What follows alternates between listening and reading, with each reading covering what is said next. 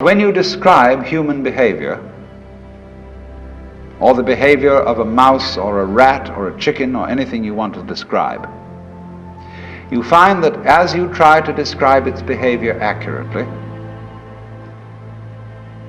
you must also describe the behavior of its environment. Supposing I walk, and you want to describe the action of walking. You can't talk about my walking without also describing the floor. Because if you don't describe the floor and the space in which I am moving, all you will be describing is somebody swinging his legs in empty space. You know, you couldn't see me unless you could also see my background, what stands behind me. Now that's terribly important. Really, the fundamental, ultimate mystery, the only thing you need to know to understand the deepest metaphysical secrets is this: that for every outside there is an inside, and for every inside there is an outside. And although they are different, they go together. There is, in other words, a secret conspiracy between all insides and all outsides, and the conspiracy is this: to look as different as possible and yet underneath to be identical, because you don't find one without the other. Like Tweedledum and Tweedledee agreed to have a battle. Note that, agreed. So there is a secret. What is esoteric, what is profound, and what is deep is what we will call the implicit. What is obvious and on the open is what we will call the explicit. And I and my environment, you and your environment, are explicitly as different could be. But implicitly, you go together. And this is discovered by the scientist when he tries, as the whole art of science is to describe what happens exactly. And when he describes exactly what you do, he finds out that your behavior is not something that can be separated from the behavior of the world around you. He realizes then that you are something that the whole world is doing. Just as when the sea has waves on it, all right, the sea, the ocean is waving. And so each one of us is a waving of the whole cosmos, the entire works, all there is, only it does it differently each time, because variety is the spice of life. But you see, the funny thing is, we haven't been brought up to feel that way. Instead of feeling that we, each one of us, are something that the whole realm of being is doing, we feel that we are something that has come into the whole realm of being as a stranger. When we were born, we don't really know where we came from, because we don't remember. And we think when we die, that's just going to be that. Some people console themselves with the idea that they're going to heaven, or that they're going to be reincarnated, or they're going to Summerland or something, you know. People don't really believe that. For most people it's plausible. The real thing that haunts them is that when they die, they're going to sleep and never going to wake up. They're going to be locked up in the safe deposit box of darkness forever. But that all depends, you see, upon a false notion of what is oneself. Now, the reason why we have this false notion of ourselves is, as far as I can understand it, that we have specialized in one particular kind of consciousness. Being very general and rough, we have two kinds of consciousness. One I will call the spotlight, and the other the floodlight. The spotlight is what we call conscious attention. And that is trained into us from childhood as the most valuable form of consciousness.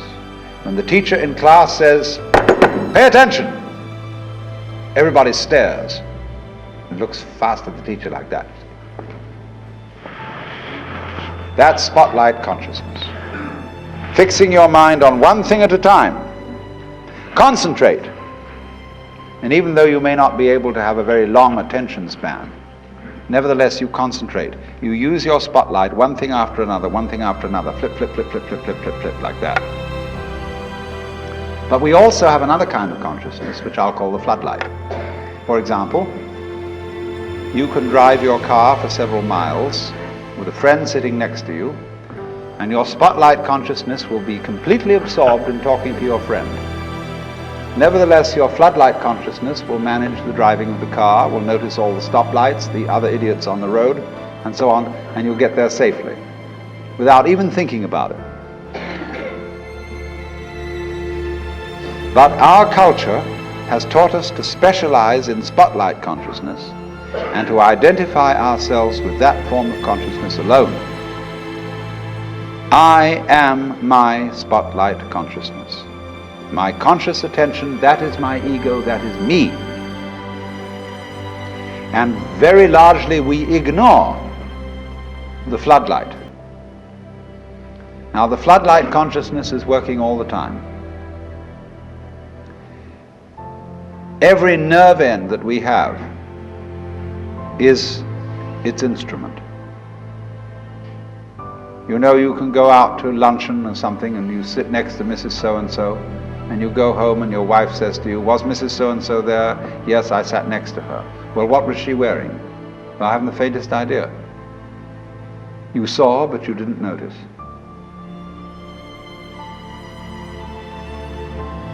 Now, because we have been brought up to identify ourselves with the spotlight consciousness, and the floodlight consciousness is undervalued, we have the sensation of ourselves as being just the spotlight, just the ego that looks and attends to this and that and the other. And so we ignore and are unaware of the vast, vast extent of our being. People who by various methods become fully aware of their floodlight consciousness have what is called a mystical experience, or a cosmic consciousness, or what the Buddhists call bodhi, awakening, and the Hindus call moksha, liberation, because they discover that the real deep, deep self, that which you really are fundamentally and forever, is the whole of being. All that there is, the works, that's you. Just as a sun or star has many rays, so the whole cosmos expresses itself in you, in you, in you, in you, in you, with all the different variations. It plays games. It dances with infinite variety. But every single dance that it does, that is to say, you, is what the whole thing is doing. But you see, we forget it. We don't know. We've been brought up in a special way so that we are unaware of the connection.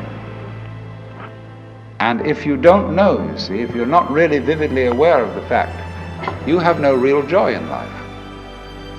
You're just a bundle of anxiety mixed up with guilt. Instead of being quite direct with our children, instead we say, maybe when you grow up a bit you'll be acceptable, but until then you should be seen and not heard. You're a mess, and you've got to be educated and schooled and whipped until you're human. So people going around fundamentally feeling that they don't belong. And people feel this right on into old age. And therefore, in constant contentiousness with everything around you, not only with other people, but with the earth, with the waters. Because you see, when we bring children into the world, we play awful games with them. Instead of saying that the external world is his own body, it is. The external world is your own body extended.